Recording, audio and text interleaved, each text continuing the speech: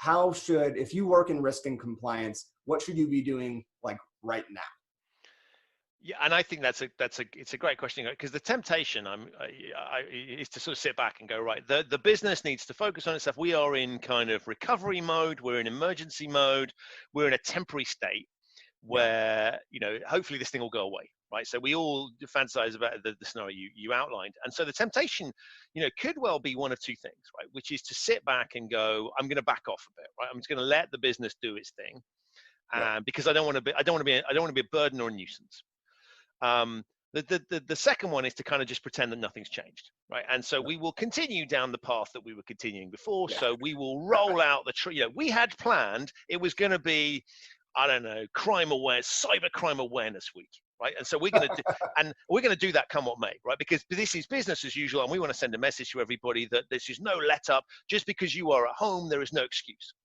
Yeah. And I think both of those approaches, tempting as I know they are, come with flaws. And clearly the sitting back and doing nothing, I think, is really dangerous, because there's a whole load of new risks that are out there and challenges.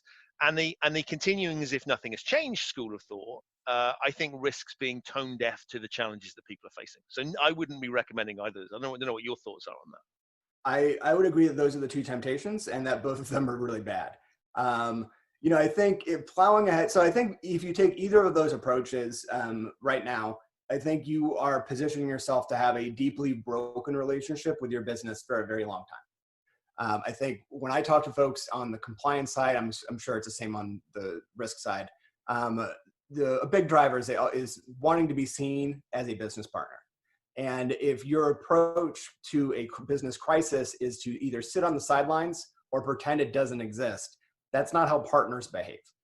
And so I'll take it maybe one at a time. So if you just keep plowing ahead with stuff right now, like yikes, can you imagine? So just again, it's a very low empathy approach. So rather than so imagine that you are like a sales director, and let's imagine you're in a consumer facing business. So you're especially hard hit right now.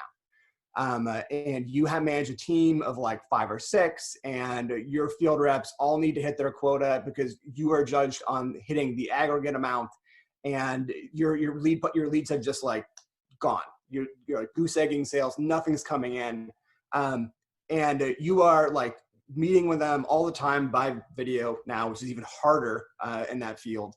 And you are trying to, because it's so relational. So you're now meeting with video, trying to manage them by video, and you are really trying to think like, what else can we do to bring in business? Because if we don't bring in business, everyone else in the company is in even more trouble because they depend on us doing it. It's not just our jobs, it's theirs too. And so imagine that like you're doing that, you have like a 2-hour meeting, you get everyone fired up, and like you're like, okay, I feel like some hope here. I think we might be able to like really turn the engine back over again. And then like as you're wrapping up the meeting, you hear all the email things go off. And like in everyone's Zoom or whatever. And then like everyone has just been assigned a 40-minute code of conduct training.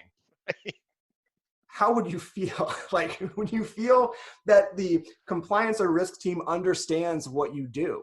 And the answer is like, no. So I think, there's a lot of things that 2 weeks ago would have seemed like a really good idea to do that are not now.